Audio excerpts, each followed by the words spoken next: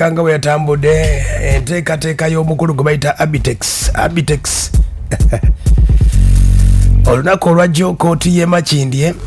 yasobodde okuba atenga emisango gy'omukulu wa ABITEX bagimuggyako. Abajjukira enteekateeka eyaliwo ndowooza nga tuyingira omwaka guno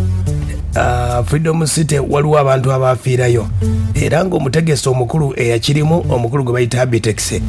Ku nteekateeka nga bwe yatambula omukulu ABITEX n'omukulu gwe bayita Elvis Francis Juuko basobola okuba ate nga babasimba mu kkooti Grade 1 Magistrate Court wali e Makindye n'abasomera emisango 13 omwali abantu okuba ate nga bafiiramu abantu 11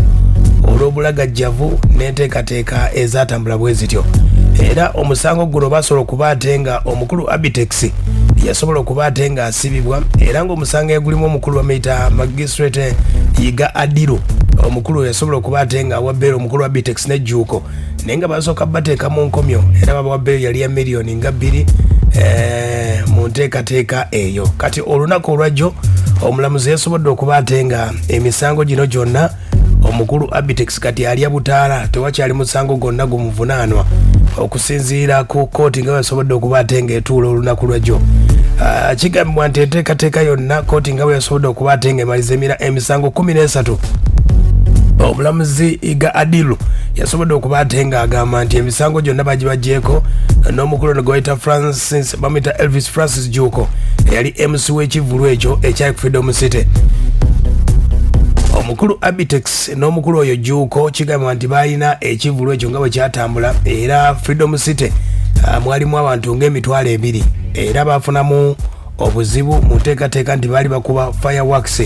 era abasinga abo ne beerinnya abantu nga 11 ne balufiiramu abamu ne bafuna ebisago eby'enjawulo. Era mu bantu abaafa ku kiwandiiko kino okuvaako mu kkooti kulaga nti kwaliko omukyala Margaret Nakatumba, Adija Nakakande, Maria Namyalo, Ibra Kizito, Hamza Shafiki Mwanje, Viola Nakanwaji, Daniel Kibuuka ne Daniel Daniela basobola okuba ate nga be bali mu nteeka be bakafiiramu embeera teyali nnyangu. Omukulu ABITEX n'omukulu Juuko MC abalala babatwalibwa sayidi z'eruzira eyo mu kkomera wabula ne basobola okuba ate baweebwa bbeero. Kati mu lunaku olwajjo enteekateeka eyo byesobodde okuba ate nga yawedde wabula ng'omulamuzi we yamalidde omusango guno yategeezezza omukulu DPP ow'emisango gino n'agamba nti abemulugunya ku nsonga zino baba bazze nga balina basobodde okuba ate nga bateekayo emisango gusobola okuba ate nga gweyongera mu maaso bwe bataddemu akawaayiro ako mu nteekateeka eyo naye nga wetwogerako ensonga zonna nga bwe zatambudde ABITEX kati alya butaala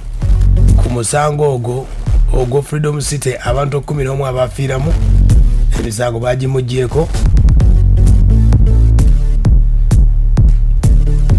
abaloopa tebalabye.